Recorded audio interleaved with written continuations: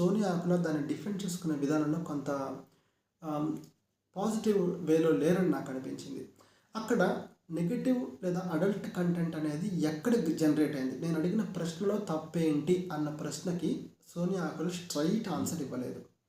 నిజానికి చెప్పాలంటే సోనియా ఆకుల ఇంకా గొప్పగా రెస్పాండ్ అవ్వచ్చు.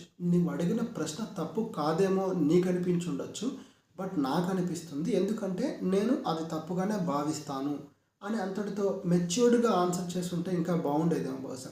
అలా కాకుండా అందరికీ తప్పుగా అనిపిస్తుంది, ఈ బిగ్ బాస్ హౌస్లో ఉన్న వాళ్ళందరూ నీతో కొంచెం బిహేవియర్ అంతా కరెక్ట్గా లేదు, అడల్ట్ కంటెంట్ సైడే ఉన్నావు నువ్వు అనుకుంటూ ఏమో కొన్ని నాన్సెన్స్ ఎగ్జాంపుల్స్ ఇచ్చారని నాకు అనిపించింది. సో అంత క్లారిటీగా అనేది లేదు ఇక్కడ. సో నాకు తెలిసినంత వరకు విష్ణుప్రియ ఇచ్చిన రీజన్స్ ఇక్కడ ఆ సోనియా ఆకులను నామినేట్ చేసేటప్పుడు చాలా కరెక్ట్గా ఉన్నాయని అనిపించింది. మీ అభిప్రాయం ఏంటో తెలియజేయండి.